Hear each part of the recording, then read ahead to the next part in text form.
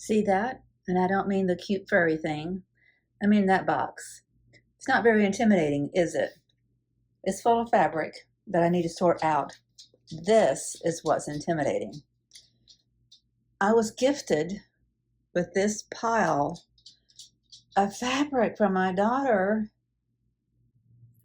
and everything about that stack and that beautiful gift of fabric intimidates me. I don't have time to go through all that. I don't know how much of it, in all honesty, I just don't know what all's in there. So it could be stuff I want to use. Maybe it is, maybe it's not. I need to go through it, but I don't want to make messes right now. Hi, my name is Dawn. This is Dawn at the Lake because I am lakeside, where I am trying my best to understand all the things about the art of quilt making. It's a slow go because I'm really coming from a deficit. I went many years of totally ignoring any interest in this craft, and a lot of advancements have come about.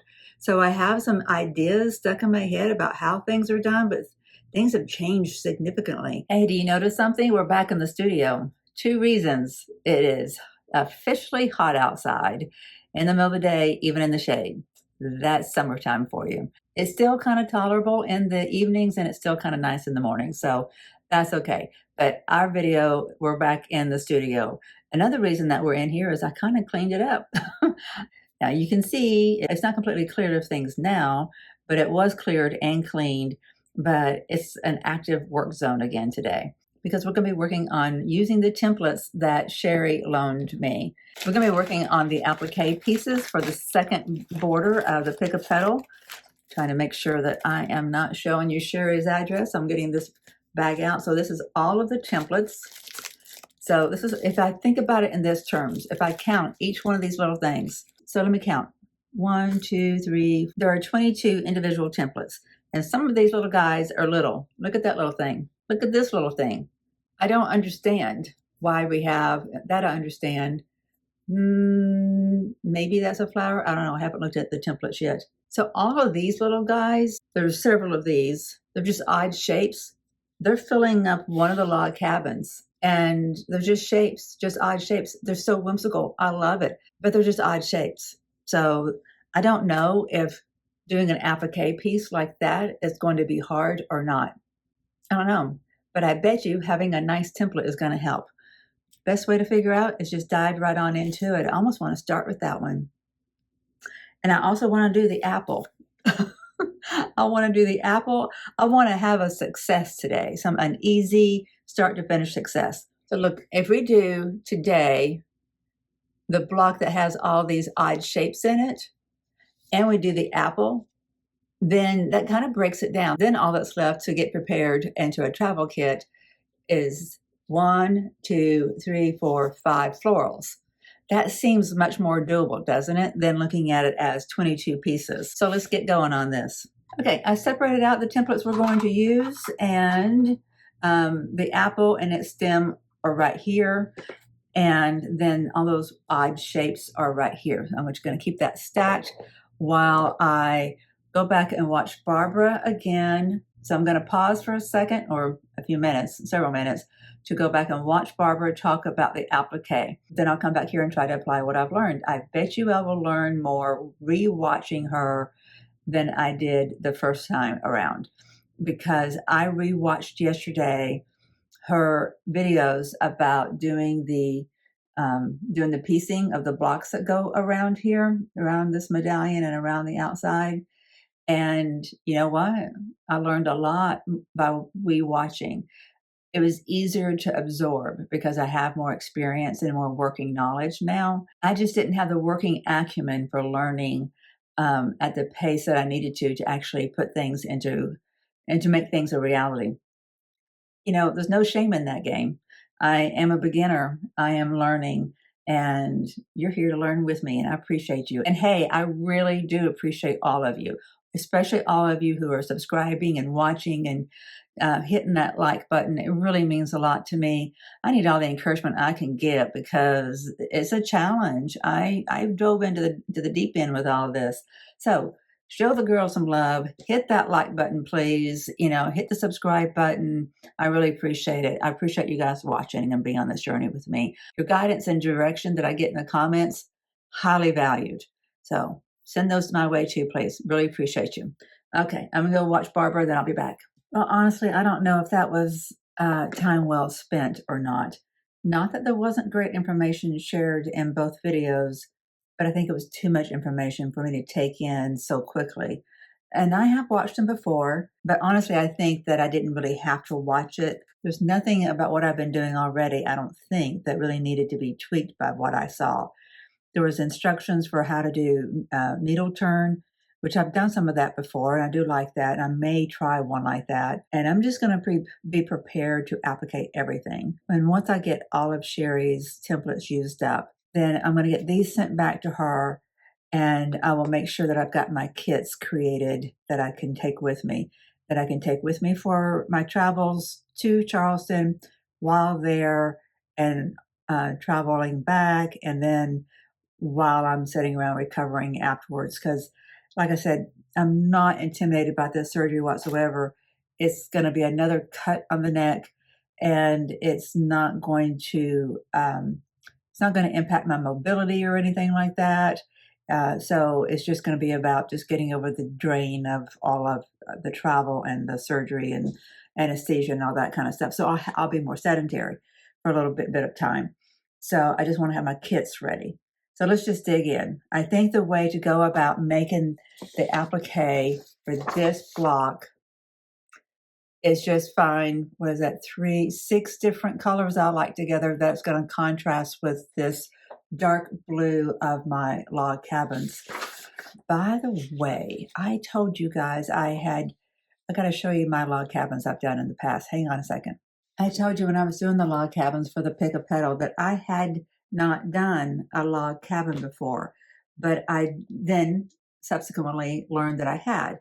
Well, this is one of them, and it's not finished. And this was from the 90s. This was just a little Christmas wreath.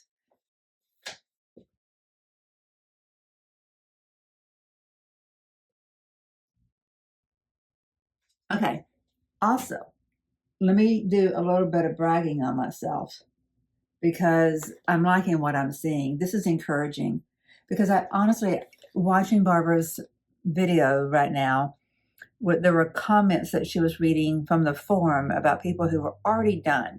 This was the 1st of June. They were already done with this quilt pretty much, and they were wanting to know what was next.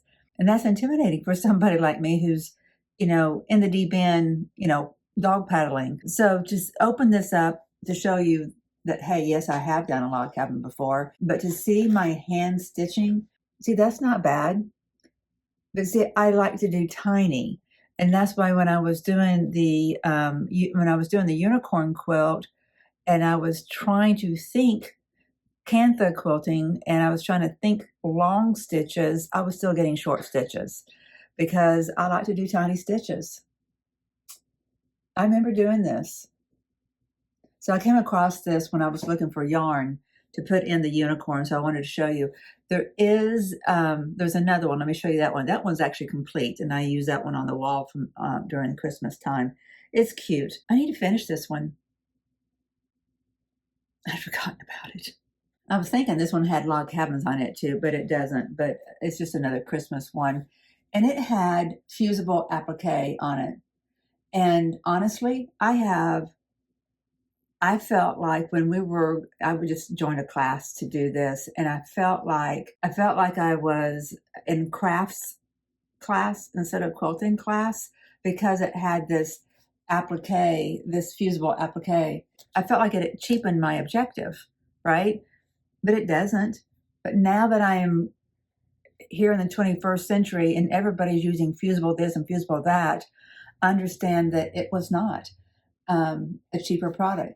Now, I've not come in and top stitched this, but it's not going to get washed. At the most, I'll put it through a dryer without heat, just to kind of knock some dust off of it and that kind of thing. But this was done in the early 90s, and it's still looking pretty good. I put this up on my walls at Christmas time, and it's sweet. It's sweet.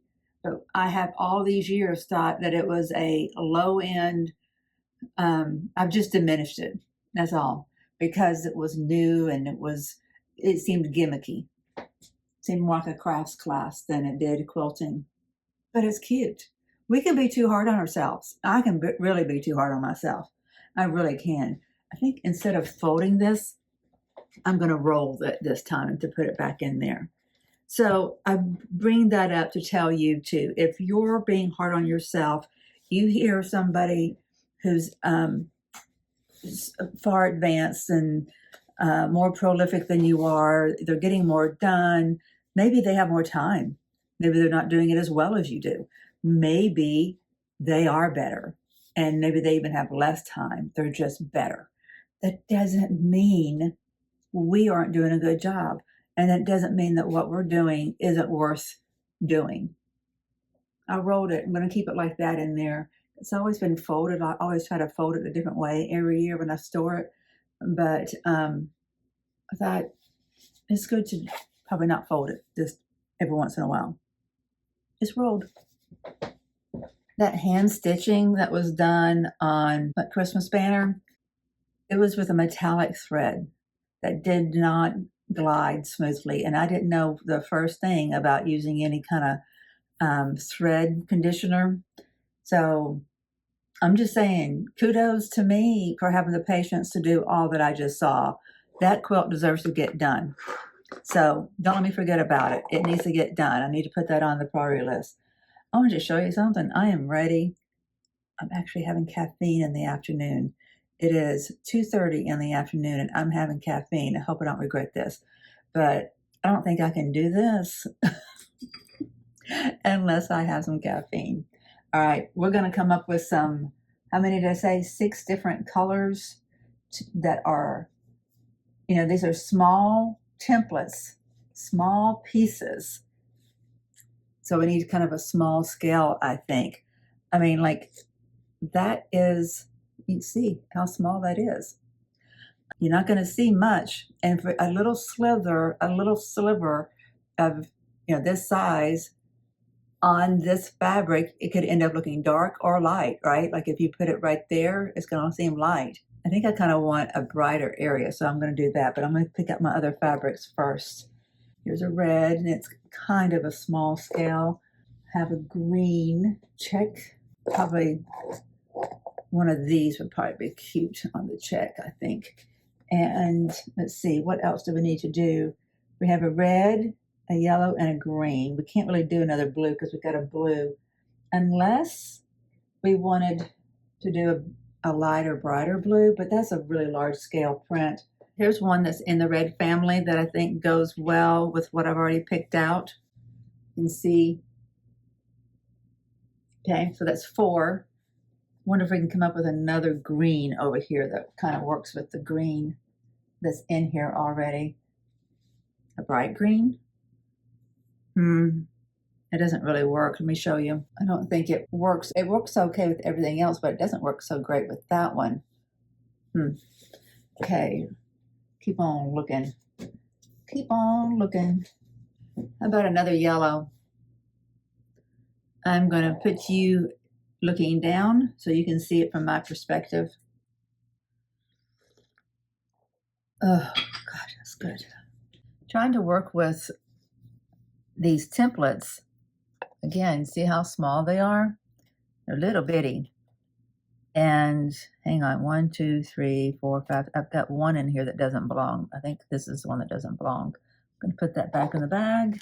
Don't want to lose track of it since these are not mine especially. Okay, so I think that looks good together. That's fine. So this brighter green may work. I heard, who was it I was watching recently talking about clashing? Oh, Jen Kingwell.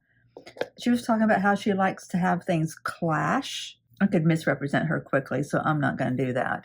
You have to start with one fabric and then go from there.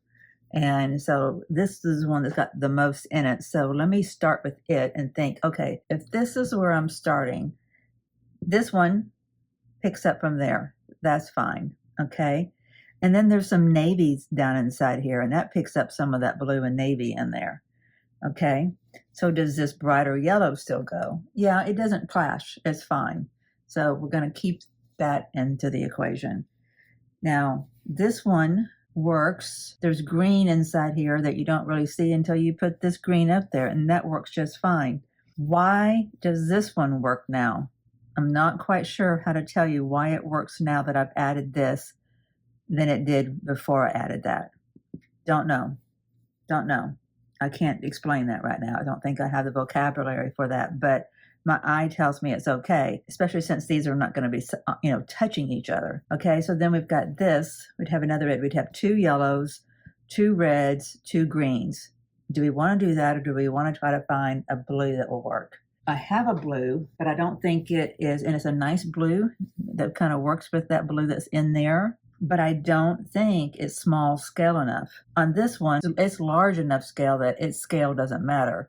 When you take a little sliver of that, it doesn't matter. It's going to read like a solid almost. So I think this one is kind of not right. I think what I'm going to do, instead of adding another blue, because I was just looking through my other box, I might add a white. That's not white enough. Again, this is a large enough scale that you're not going to really see the print on it. It's just going to read like a solid when you take a little sliver of it. And I think adding a white is the way to go. I really do. It's going to pick up the white in here and in here and in here. Let me take this green back because this green works well. So do we like that? Do we like all this? We'd like to see all that on one block. Now I'm questioning this one a little bit. I still think maybe I need to do a blue.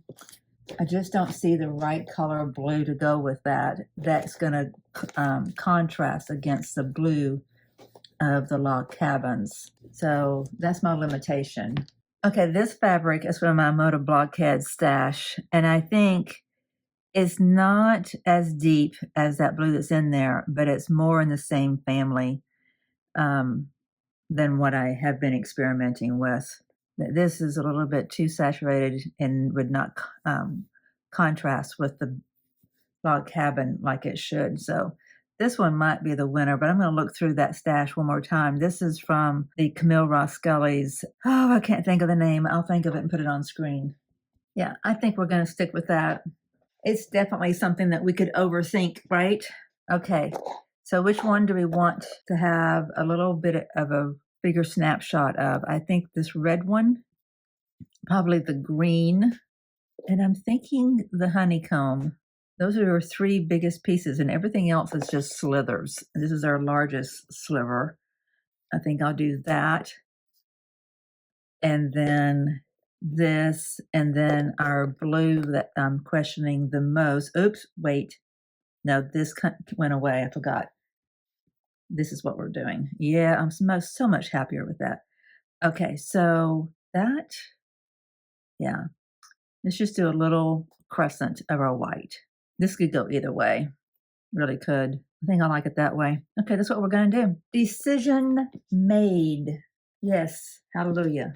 Okay, going to put these back here. I have taken a photo of the choices I made so I don't forget, and pull these out of the way for a minute. I'm not even trying. Like, if you saw my stash over here, like I told you, this is a working table now, right?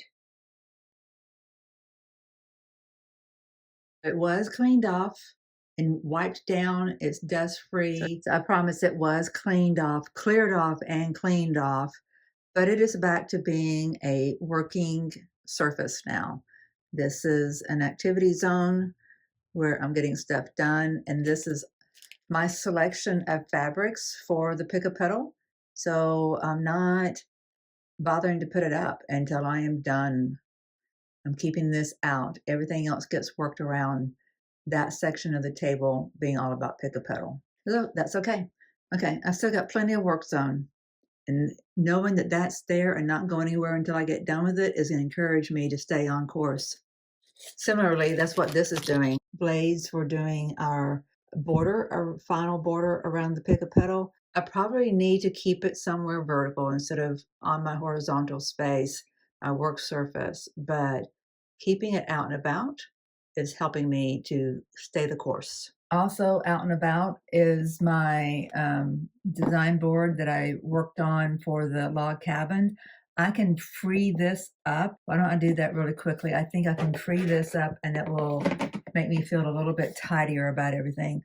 All these can go in one of my little red Tupperware things. It's not Tupperware, it's, I'll show you. I just use these. I can put all of these in here. I don't want to mix them in with the yardage or the fat quarters and the larger pieces that I have. But these can be used for something, whether they're used for this quilt or not, I don't know. Now I need to clean that, don't I? My goodness. Okay, so I'm feeling a little bit better about this. My space is even getting a little bit cleaner. One of the things I think I'm learning is by rewatching those videos by Barbara Black is to not stress and trust my gut a little bit. I mean, you saw those two quilts I just showed you. I mean, I had no instruction. It was frustrating because I, was making loads of mistakes, but, I made quilts and I was doing okay. And I learned from the little bit that I did. I just went with my gut. So I think I need to just trust my gut a little bit more. Look at all that was on there. These things are great, aren't they? Okay, I don't think I have to overthink this. I'm not going to overthink it. Just roughly doing a 1/4 inch. I need to, oh, yes, that's right. I need to loosen up. I just need to loosen up a little bit. Not worry about being exact. Let the creativity flow. I had it backwards. In that book I was telling you about, Nicholas Ball's Inspiring Improv has really helped me. Oh yeah. So I don't know which way this is supposed to go. It doesn't really matter. That's clearly the way I had it. I like what's going to show there. That's nice. A little bit of the white, a little bit of the blue, and that navy, and then the yellow and the green. It's all good. So I feel like a little bit of a hypocrite. I've clearly, listening to myself talk out loud to you guys, I have clearly been a little insecure, and yet I've been trying to instill in you all confidence. And how can you gain confidence from me if I'm showing you insecurity? Doesn't make sense, does it? Well, I have watched enough creative people now, people that are enjoying what they're doing and they're doing creative things. That speaks to me. That's the heart of who I am as an artist. Exploring, diving in, learning, and enjoying what I'm doing. So I'm going to try to not be so hung up on getting things just right. Also, as I am saying this, the other thing that's really been speaking to me and helping me to embrace, it's okay what I don't get right? The unicorn quilt, it's definitely helping me to embrace imperfections. Okay, that's good. That's enough of a seam allowance all the way around. That'll be good. Okay, that's 2 that's done. But it really has been important to me to promote confidence and just being engaged in your quilt making. This is a virgin piece of fat quarter. Look at that. I thought I had used some of it already. Interesting. I'm going to try not to get but just a little bit of that white. Free this from the main cloth. Get it up here where I can cut about a 1/4 inch. All right. Now we got 3 done. Number 4. Number 5. Right. Number 6. But the plan was to also today to do the apple and stem. So let's do an apple and stem. These are not on the adjacent block. These are going to be 1 block over. The block in between is going to have 2 flowers on it. I could go with this red, this I think it was the mulberry is what it was called, but there's some of this used in the log cabin. I could just go with a red, which I kind of like. Let's just have a red apple. Or this is kind of neat. It's like a picnic table cloth, if you ask me. That might be kind of neat as an apple. Kind of like that. I could also do just wildflowers on my apple, or I could do that on my apple. That's pretty. I think that might be the winner. Let me see if I've used that elsewhere. I think I'm going to do that one for my apple. Don't think well, clearly I've used it somewhere. Oh, yeah, I've used it in the piecing of one of the blocks, but I don't see it on the board. So it must be one of the ones that's prepared to sew. I like that. I'm going to do that one. That's a cute little apple. Don't let me forget when I turn my iron on not to have it on its highest setting. Don't want to melt these templates. The templates are heat resistant, not heat proof. They can melt. That would not be very respectful of me, would it, if I took Cheri's templates and I melted them, and she might unsubscribe. Oh, don't want to do that to you, Cheri. If you're watching, just want you to know I'm going to take care of your templates. Okay, I've got an apple. Let's get us a stem. The stem is tiny. Would this green work? It looks like a green apple, doesn't it? It doesn't really go with that. Let's do this green. It's a little bitty piece, just a little bitty sliver of a template. All right. All right, we have an apple.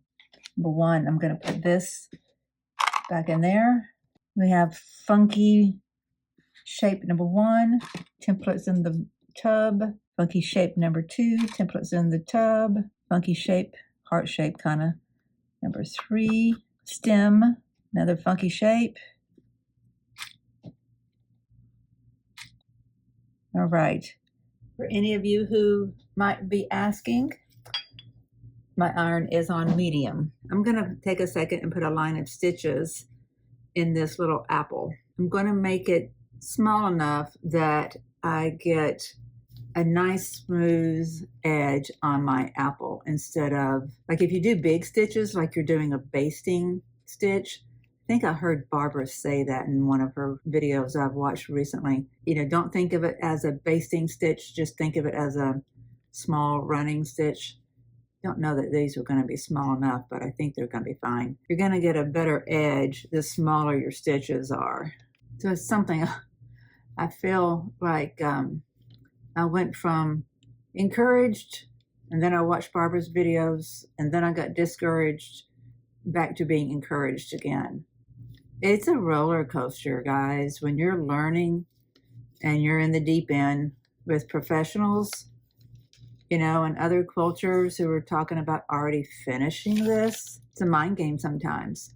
Half the time I don't worry about it at all, but I would like to be further along. I would like to not have had the distractions I've had that has kept me from getting as far along.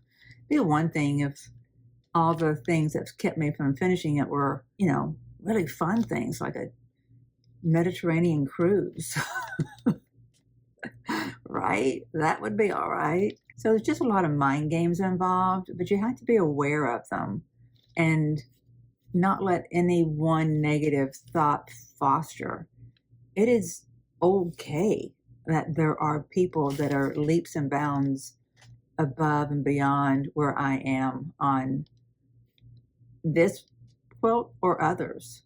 It is okay as long as I'm learning and enjoying the process. My point though is that just be aware you're going to have a roller coaster of emotions whenever you're challenging yourself. Just don't let yourself get beat up by you. You've got to be your number one fan. This takes a little bit of time. All right. That's how our piece went in there. Completely covered with our stitching. Oh, magic. That is worth the time it takes, I swear. Pull on both my threads at one time. That's beautiful. That is cute. That is super cute. Okay. Proof is in the pudding. What does it look like without the plastic in there? The acrylic. This is so much nicer than working with freezer paper. Thank you so very much, Cheri. Oh my gosh. Thank you so very much.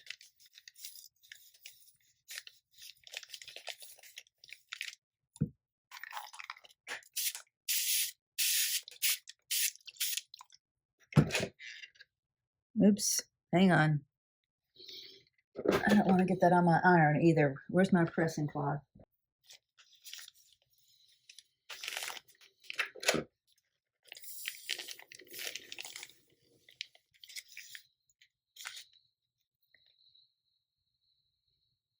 It's difficult to press with it covered up. So it actually flopped open, so I didn't get a good line. Okay, I'm going to take my thread out. Since I'm hand stitching this, hand appliquing it, as I get to this curve, I can correct it as I want to, and I can correct that one as I want to. For the most part, I can just like do a little needle turn right there, and it's all fine. It's good. I'm pleased. I might just leave that in there. I think I should have taken that out before I took the plastic out. It's a cute little apple. One down. Let's see how many more we can do. I think this one needs stitching too.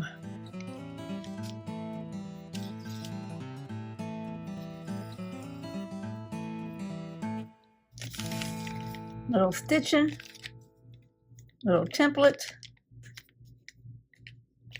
little magic. There we go. That is awesome. Okay, I've lost my thread. Pull on this one too. That's too cute.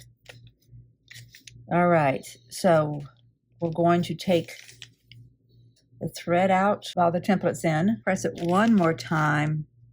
Take out our plastic. All right, I wanted to uncurl a little bit, but again, I can fix that while I'm stitching on it. And I can see through it where my line is that I drew for the template. I can needle turn the edge over to meet that.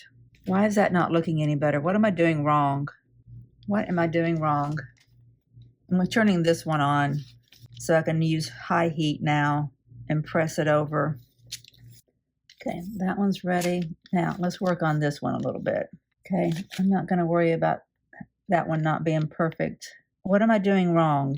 Why is it not holding its shape? I wonder if it's because the iron is not really hot. That was going to be good enough.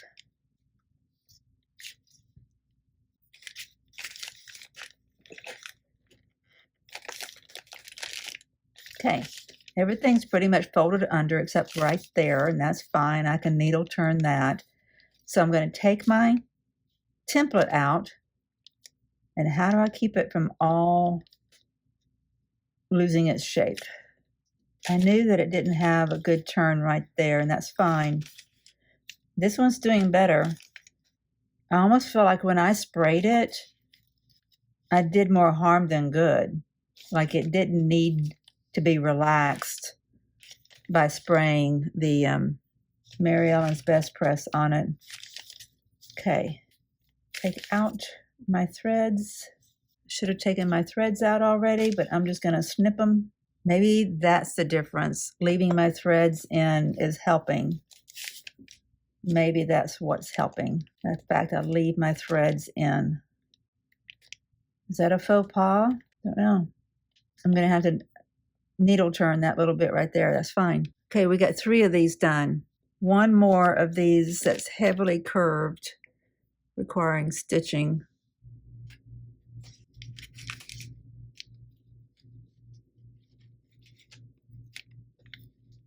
The very center will have to be needle turned because I didn't leave enough seam allowance that I could get a stitch in there. It's fine, there's enough to turn over, but it just won't lie flat right now. Okay, gonna take this side out, pull out my templates, trying not to disturb too much. Okay, it's okay, I'll needle turn that. I'm not worried about that. I'm not worried about that. That will be fine. I think for me, the secret is leaving my stitching in. 3 more to go. These are easier because I'm not going to stitch. I'm not going to do any stitching. The little iron sure does help for this. It keeps me from putting too much heat on the entire template, but yet I'm using a hot enough temperature to make that fabric behave. Okay, I'm going to let that cool before I take that out. Let me go ahead and do this next one. Okay, I'm not quite sure how I'm going to handle the stitching of this one.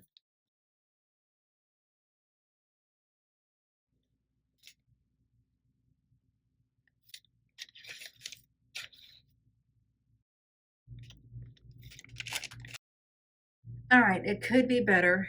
Each of them could be better. This one I'm not unhappy with. This one I'm not that unhappy with. It's fine. These I know that I will just have to needle turn down right at the points here. I'm fine with that even. And I got to kind of smooth out this little edge here. These little bitty funky little things, I don't know what you want to call them. I think these were put in because she has a weird sense of humor about torturing people. They're going to need a lot of help whenever they get stitched down. I could not use my tools well enough to get a good edge all the way around. I probably needed to thread these two and pull the tension on them. I don't know. I've made creases and I'm just going to follow those creases when I go to sew. And I'm going to do that on all three of these little swoops. Well, this is a stem, the apple stem, but these two swoops and then this stem. This is actually kind of fine. Actually, I'm not unhappy with it, but these two little crescent swoopy things, they were torturous. Burned myself.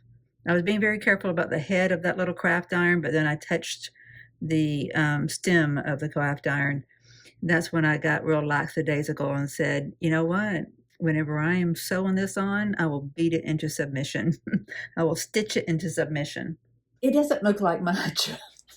Look, it's a little red dot there and a few little red splashes of color, or not red, but multicolored splashes there. But that took me almost 3 hours. Is that right? I'll have to go back. I'll put it on screen. I'll have to take a look at when I was watching Barbara and when I actually started doing all this. It's just nice to see some color on this side. I've got color going on over there. And I feel good that I'm making progress on getting these templates back to Cheri. So, Cheri, 2 sets of your block 2 have been done. They're preserved, they're ready, set aside, and won't get lost. And then the others will be done this week, I promise. I hope. I promise. I do promise. The best of my abilities, I promise. I want to make progress on that and get them all pinned on the blocks where they go, and then I can move on to something else. Tomorrow, however, I'm taking a stitching day. One of my good friends, Margot, who I've mentioned before, she's the one that gave me her sewing machine to use, and she's the one that took me to Charleston back in February. Well, I won't see her for a while. She's got family coming in. I'm going to be out of town and whatever, so we're going to have a little stitching day tomorrow. So in the next video, you'll probably see some progress on the unicorn quilt. If I don't sit here and stitch on one of these guys, because I'm kind of anxious to see that happen too. That's why in yesterday's video, I was talking about discipline. It is hard when you've got multiple things going on to not get anything done because you're constantly bouncing back and forth between this, and that. You know, it's just kind of a, corralling sheep, herding sheep. You just kind of go from all edges and eventually get them all in one area. That's the approach I'm taking anyway. When I can, I do this. When I can, I do that. And I move the needle and make progress overall. And I feel good about that. Tomorrow, stitching day with Margot. Thursday, I have to go into town for physical therapy and to see my mother, so won't get as much done. So stay tuned for the next video, and it should be Friday, if not Saturday morning, when that one gets released. Kind of depends on how hectic the next 2 or 3 days go. We'll see. One day at a time, we're moving the needle. Thank you for being on this journey with me. And again, thank you for all those who are subscribing and commenting and liking the videos. It helps YouTube. It tells YouTube to share this out to other people. And that helps my channel grow. And that helps my heart. I really do appreciate it. Thank you very much. See you in the next video. Bye.